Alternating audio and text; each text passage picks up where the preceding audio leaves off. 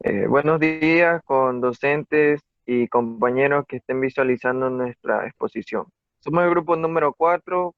Nuestro grupo se conforma por Milio Holguín, Ángel Zambrano, Melina Mora, Miguel Mora y Reni Choi, en la materia de toxicología de alimentos. Como subtema tenemos tiempo e interacción del agente tóxico.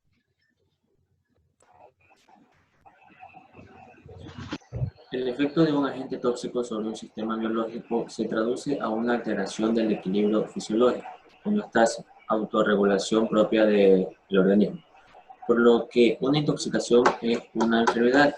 Como tal, debe considerarse bajo un criterio patocrónico, es decir, se debe observar la evolución en funciones de tiempo y dosis, para así poder clasificarla en los tipos de intoxicación, que puede ser crónica, aguda y subaguda.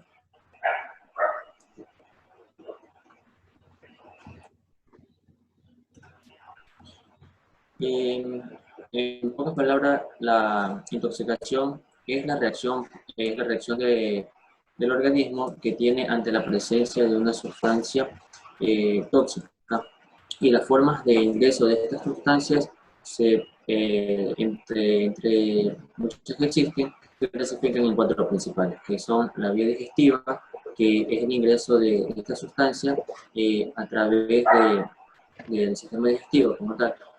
Esta se produce por la ingesta de alimentos, medicamentos o líquidos cáusticos o ácidos. A través de la vía respiratoria, por la inhalación de gases tóxicos, como puede ser plaguicidas, pesticidas, medicamentos, pinturas, humos o otras, en fin. A través de la vía cutánea, que se da por el contacto directo con la piel, la cual el tóxico es absorbido por los poros, también va a causar reacciones. La vía circulatoria, asimismo, se produce por la picadura de insectos o animales, por eso son venenosos, y por la aplicación de inyecciones también.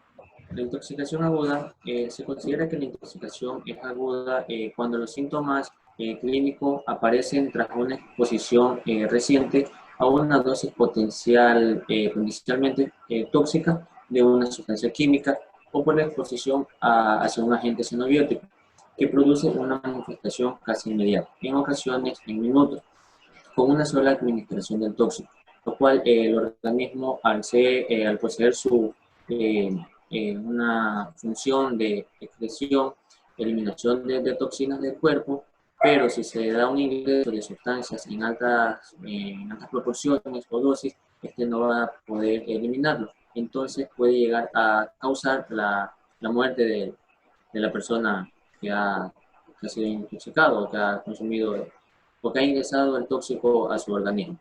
O si se da una recuperación total y o parcial, pueden quedar lesiones o secuelas persistentes. Como ejemplo de una intoxicación aguda se presenta la producida por la ingesta de alcohol etílico, el cual este alcohol va a causar secuelas dentro del organismo,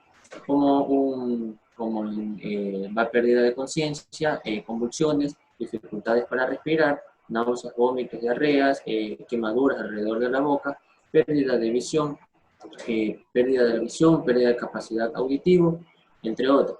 Si se da una recuperación total, la secuela más persistente o más propensa a quedar es la pérdida de visión, pero en muchos casos estas personas tienden a fallecer por la ingesta de este tóxico.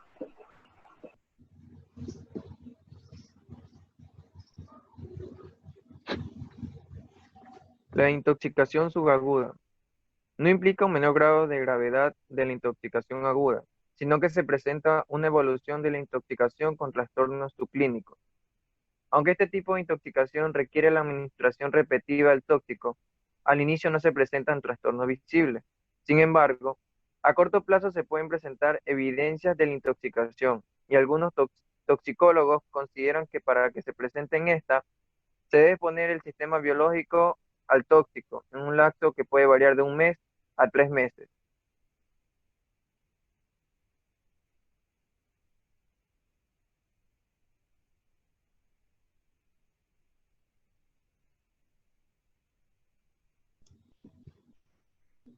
La intoxicación crónica se presenta como consecuencia a la repetida exposición hacia un agente tóxico.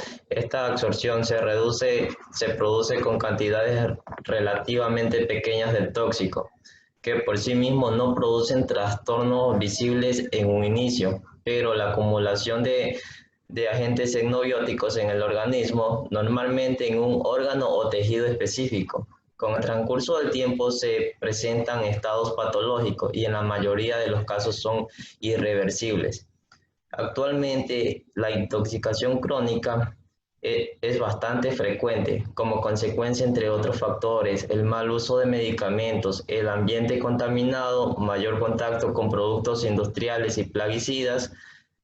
Este mecanismo es característico de tóxicos acumulativos, tales como el metanol, compuestos orgánicos clorados, derivados del arsénico y flúor, también con pequeñas sustancias de metales pesados, como el plomo, mercurio, cadmio, talio, etc.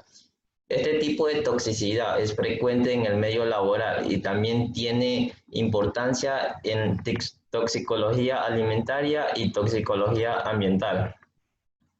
La intoxicación crónica tiene las posibles causas como destrucción de la masa de glóbulos rojos sanguíneos, epitaxias, náuseas, debilidad, diarrea acuosa, amarillenta, sec, etc. Y como lesiones en necropsia se han identificado problemas como coloración ictérica en la grasa, vesícula biliar distendida y llena de un líquido verdoso, riñones en aumento de tamaño y con brillo metálico, el vaso de color oscuro y aumento de su propio tamaño.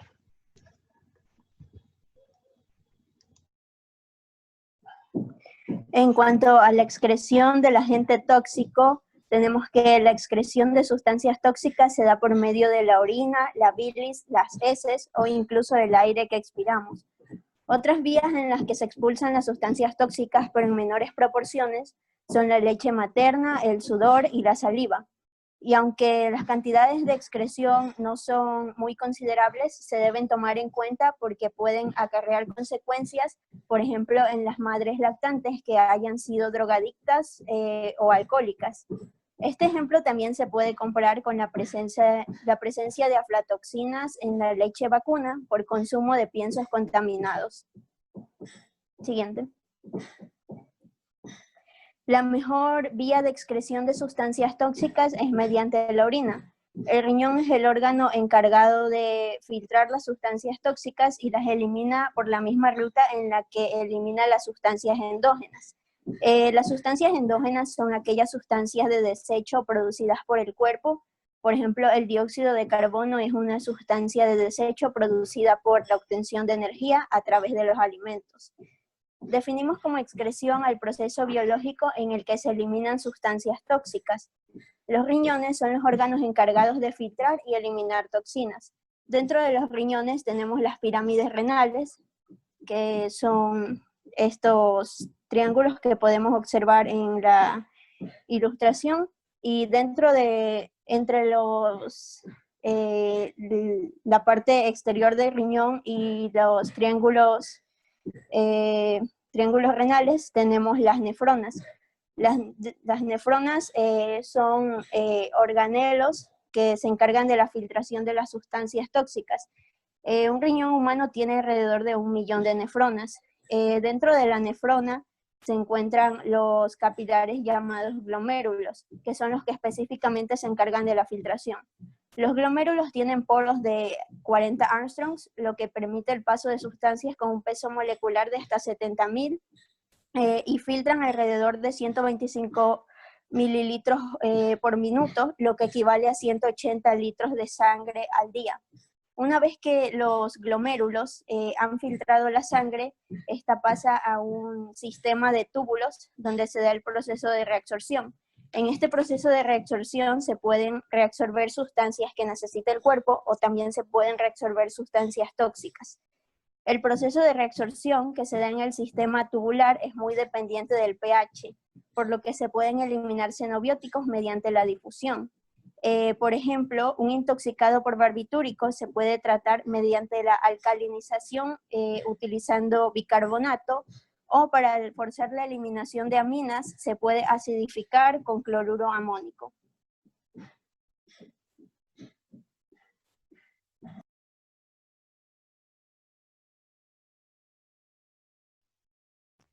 A continuación les voy a dar un ejemplo de una sustancia tóxica que en este caso es el amoníaco. El amoníaco es obtenido gracias a los procesos de desaminación de aminoácidos, principalmente de una enzima llamada L-glutámico. Esta debe ser eliminada rápidamente del sistema o del organismo por su alto contenido de grado de toxicidad. Tenemos 3 vías de eliminación de amoníaco, las cuales son por excreción renal directa, síntesis de glutamina y urogénesis. Siguiente. Ya. En excreción renal directa. En este tipo de excreción, el amoníaco reacciona con un protón, formando un amonio. Una vez que obtenemos el amonio, este reacciona con cloruro y se convierte en cloruro de amonio, y esta es expulsada mediante la orina. En la síntesis de glutamina, el ácido glutamínico es una sustancia que es producida por el cerebro. Una vez que esta reacciona con un amonio, tenemos la glutamina, la cual es una sustancia inocua. La glutamina se dirige hacia la sangre y la sangre hacia el riñón, donde esta es descompuesta y eliminada mediante la orina. En la ureogénesis. Este es un proceso de transformación en forma cíclica. Esta necesita de ATP, que es adenosintrifosfato, para poder transformar. Aquí es donde el amoníaco se transforma en urea. La urea es una sustancia orgánica tóxica resultante de las degradaciones nitrogenadas del organismo. Una vez que esta es transformada, es eliminada mediante la orina. Gracias. Muchas gracias por visualizar nuestra presentación.